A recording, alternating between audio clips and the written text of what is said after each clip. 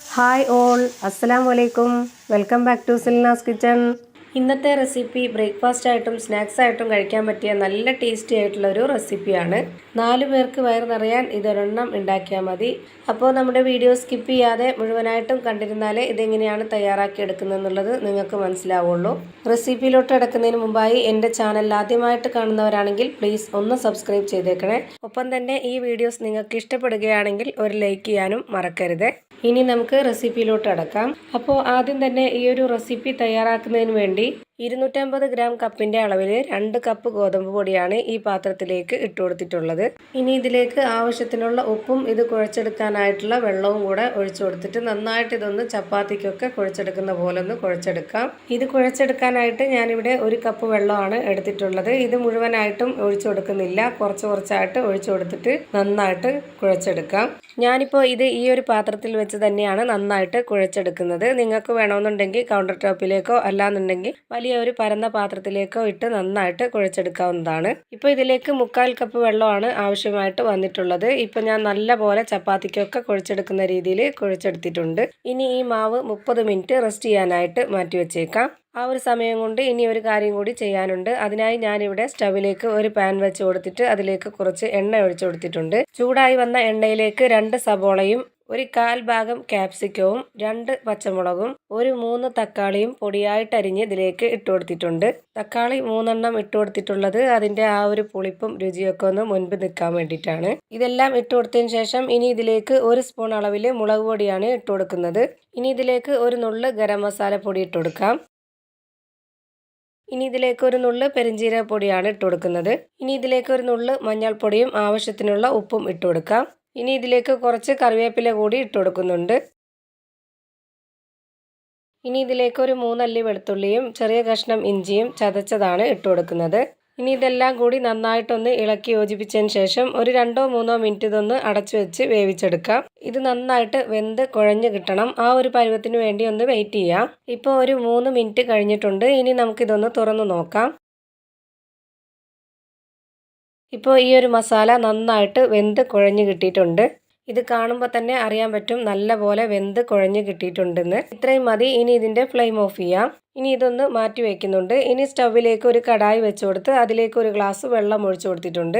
വെള്ളം ഒഴിച്ചു കൊടുത്തതിന് ശേഷം ഫ്ലെയിം ഓണാക്കിക്കൊണ്ട് വെള്ളം നന്നായിട്ട് തിളച്ച് വരുമ്പോൾ ലോ ഫ്ലെയിമിൽ ഇട്ടുകൊണ്ട് വേണം ഇതിലേക്ക് മുട്ട പൊട്ടിച്ചൊഴിച്ചു കൊടുക്കാനായിട്ട്. ഞാനിപ്പോൾ ഇതിലേക്ക് ഒരു 6 കോഴിമുട്ട പൊട്ടിച്ചൊഴിച്ചു കൊടുക്കുന്നുണ്ട്. ഇനി ഇത് വേവാനായിട്ട് എത്ര നേരം വെയിറ്റ് ചെയ്യണോ അത്രയും നേരം ലോ ഫ്ലെയിമിലിട്ട് തന്നെ വെച്ചിരിക്കണം. ഇനി ഇതിലേക്ക് ഉപ്പ് രുചി കിട്ടാനായിട്ട് ഉപ്പിൻ്റെ വെള്ളം ഞാൻ കുറച്ചൊന്ന് ഒറ്റിച്ചു കൊടുക്കുന്നുണ്ട്. ഇപ്പോൾ ഈ മുട്ട വെള്ളത്തിൽ കിടന്ന് വെന്ത് വന്നിട്ടുണ്ട്. ഇതുപോലെ നമ്മൾ സ്പാച്ച് കൊണ്ട് ഇളക്കി കൊടുക്കുമ്പോഴത്തേക്ക് ഇളകുന്ന ആ ഒരു പരുവാകുമ്പോഴത്തേക്ക് നമുക്ക് ഫ്ലെയിം ഓഫ് ചെയ്യാം. ഇനി നേരത്തെ റെഡിയാക്കി വെച്ചിട്ടുള്ള ആ ഒരു മാവ് ഇതുപോലൊരു ബോർഡിലേക്ക് കുറച്ച് പൊടി ഇട്ട് കൊടുത്തതിന് ശേഷം ഒന്ന് വെച്ച് കൊടുത്തിട്ട് കട്ട് ചെയ്തെടുക്കാം. ഇതുപോലെ 2ആയി കട്ട് ചെയ്തതിന് ശേഷം ഈ 2 മാവും ഇനി നല്ലപോലെ ഇതുപോലൊരു ബോൾസ് ആക്കി എടുക്കുന്നുണ്ട്. ഇനി ഇതിൽ നിന്നും ഒരു ബോൾസ് എടുത്ത് മാറ്റി വെച്ചുകൊണ്ട് ഒരു ബോൾസ് നന്നായിട്ടൊന്ന് പരത്തിയെടുക്കാം. ചപ്പാത്തിയൊക്കെ പരത്തിയെടുക്കുന്ന അതേപോലെ തന്നെ കുറച്ച് പൊടി ഇട്ട് കൊടുത്തതിന് ശേഷം നന്നായിട്ട് ഇതൊന്ന് പരത്തിയെടുക്കുന്നുണ്ട്. ചപ്പാത്തിയേക്കാളും ഒന്നുകൂടി വലിപ്പത്തിലാണ് ഞാനിപ്പോൾ ഇത് പരത്തിയെടുക്കുന്നത്. അതുപോലെ തന്നെ ചപ്പാത്തിയുടെ അത്രയും നൈസായിട്ട് പരത്തിയെടുക്കണ്ട, ഒന്നുകൂടി ഇച്ചിരി കട്ടിയിൽ വേണം പരത്തിയെടുക്കാൻ. ഇപ്പോൾ ഞാൻ ഈ മാവ് നല്ല പോലെ പരത്തിയെടുത്തിട്ടുണ്ട്. ഇനി ഞാനിത് കയ്യിലെടുത്ത് കാണിച്ചു തരാം. ഇപ്പോൾ ഞാനിത് കയ്യിലെടുത്ത് കാണിക്കുമ്പോൾ നിങ്ങൾക്ക് മനസ്സിലാവുന്നുണ്ടാവും ഇതിൻ്റെ ഈ ഒരു കട്ടി. ഈ ഒരു പരുവത്തിലാണ് 2 ബോൾസും പരത്തിയെടുക്കേണ്ടത്. ഇതിന് പ്രത്യേകിച്ച് ഷേപ്പുകളോ ആകൃതിയോ ഒന്നും വേണ്ട. ഇതുപോലെ നന്നായിട്ടൊന്ന് പരത്തിയെടുത്താൽ മാത്രം മതി. ഇതേപോലെ തന്നെ ഞാനിപ്പോൾ 2 മാവും നന്നായിട്ട് പരത്തിയെടുത്തിട്ടുണ്ട്. ഇനി ഇത് റെഡിയാക്കി എടുക്കാനായിട്ട് സ്റ്റവിലേക്ക് ഒരു പാൻ വെച്ച് കൊടുത്തിട്ടുണ്ട്. അതിലേക്ക് കുറച്ച് എണ്ണയും ഒഴിച്ചു കൊടുത്തിട്ടുണ്ട്. ഇനി ഈ എണ്ണ മൊത്തത്തിലൊന്ന് പാനിൽ സ്പ്രെഡ് ആക്കി കൊടുക്കാം. ഇപ്പോൾ ഞാനിതിൽ ഫ്ലെയിം ഓണാക്കി കൊടുത്തിട്ടില്ല. ഇപ്പോൾ തന്നെ ഫ്ലെയിം ഓണാക്കി കൊടുക്കണ്ട. ഇതുപോലെ എണ്ണ മൊത്തത്തിലൊന്ന് സ്പ്രെഡ് ആക്കി കൊടുത്ത ശേഷം ഇനി പരത്തിയെടുത്ത ഒരു മാവ് ഇതിലേക്ക് ഇട്ട് കൊടുക്കാം. ഇപ്പോൾ ഈ പാനിൽ എണ്ണ ഉള്ളതുകൊണ്ട് മാവ് മൊത്തം താഴോട്ട് തന്നെ വലിഞ്ഞു പോവുകയാണ്. അങ്ങനെ പോവാതിരിക്കാൻ വേണ്ടി ഇതുപോലെ മേളിലോട്ടൊന്ന് മാവ് വലിച്ച് ഇതുപോലെ ഒന്ന് മേളിൽ ഒട്ടിച്ച് വെച്ച് കൊടുക്കാം. എന്നിട്ട് ഇതിലേക്ക് നേരത്തെ റെഡിയാക്കി വെച്ചിട്ടുള്ള ആ ഒരു ഉള്ളി മസാല പകുതി ഇതിലേക്ക് ഇട്ട് കൊടുക്കുന്നുണ്ട്. ഇനി ഇതുപോലൊരു സ്പാച്ച് വെച്ചിട്ട് ഈ മസാല മുഴുവനായിട്ടൊന്ന് പരത്തി വെച്ച് കൊടുക്കാം. ഇതേപോലെ മസാല നന്നായിട്ടൊന്ന് പരത്തി വെച്ച് കൊടുത്തതിന് ശേഷം നേരത്തെ വെള്ളത്തിൽ വേവിച്ചെടുത്ത ആ ഒരു മുട്ട ഇതിലേക്ക് ഇട്ട് കൊടുക്കാം. മുഴുവൻ മുട്ടയും ഞാനിപ്പോൾ ഇതിലേക്ക് ഇട്ട് കൊടുത്തിട്ടുണ്ട്. ഇനി ഇതുകൂടി കറക്റ്റാക്കി വെച്ച് കൊടുത്തതിന് ശേഷം ബാക്കിയുള്ള ആ ഒരു ഉള്ളി മസാല കൂടി ഇതിലേക്ക് മുഴുവനായും ഇട്ട് കൊടുക്കാം. ഇനി ഇത് കൂടി നന്നായിട്ടൊന്ന് പരത്തി റെഡിയാക്കി വെച്ച് കൊടുക്കണം. ഇതുപോലെ ഒന്ന് തയ്യാറാക്കി നോക്കണം. തീർച്ചയായിട്ടും നിങ്ങൾക്കും ഇഷ്ടാവും. നല്ല ടേസ്റ്റി ആയിട്ടുള്ള ഒരു റെസിപ്പിയാണിത്. പച്ചവെള്ളത്തിൽ ഇതുപോലെ മുട്ട വേവിച്ചു കൊടുത്തതിന് ശേഷം ഇങ്ങനെ റെഡിയാക്കി എടുക്കുന്ന ഈ ഒരു റെസിപ്പി നല്ല ഒരു പ്രത്യേക ടേസ്റ്റാണ് കഴിക്കാൻ.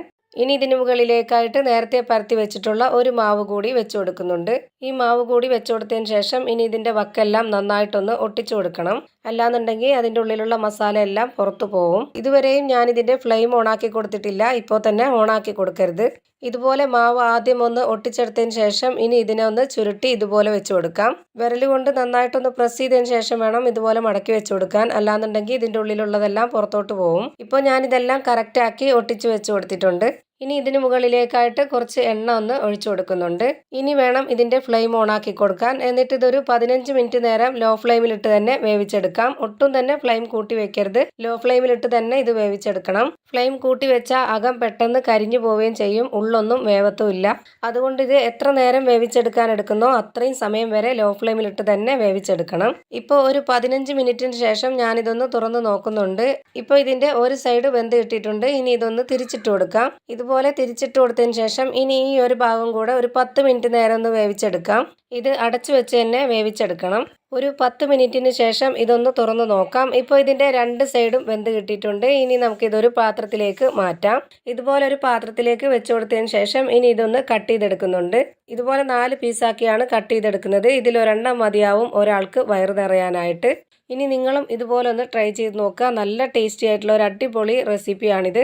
എത്ര കഴിച്ചാലും മതി വരാത്ത നല്ല ടേസ്റ്റി ആയിട്ടുള്ള ഒരു റെസിപ്പിയാണിത്. അപ്പോൾ ഇത്രയേ ഉള്ളൂ എൻ്റെ ഇന്നത്തെ റെസിപ്പി ഇഷ്ടമായാൽ ലൈക്ക് ചെയ്യാനും കമൻറ്റ് ചെയ്യാനും ഷെയർ ചെയ്യാനും മറക്കരുത്.